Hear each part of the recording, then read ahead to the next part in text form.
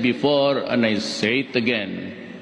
I am a worker of government, and it is my vow to make sure that your well-being remains our foremost foreign policy concern. Naghahanda na ang Department of National Defense o DND sakaling matuloy ang gagawing paglilikas sa mga overseas Filipino workers sa gitnang silangan, partikular sa Iran at Iraq.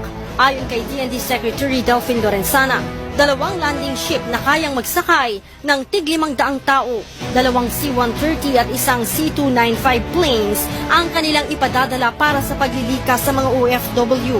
Magdideploy din ang Armed Forces of the Philippines ng 2 batalyong mga sundalo para tumulong sa repatriation.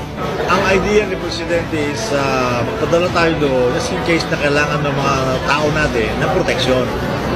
The 2 battalions will not be there to engage in combat with anybody, but to facilitate or help assist in the repatriation of the OFWs, especially in Iraq.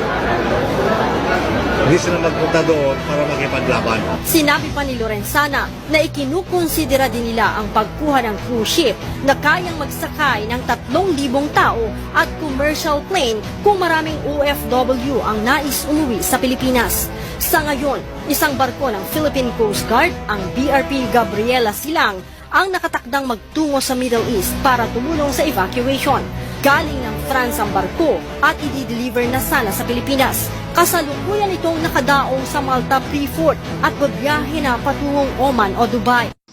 As a worker of government, I promise to do bigay natin sa ating mga kababayan ay maghanap kayo ng safe place at doon kayo muna at you stay there and you stay in a safe place and stay indoors and stay away from areas of danger.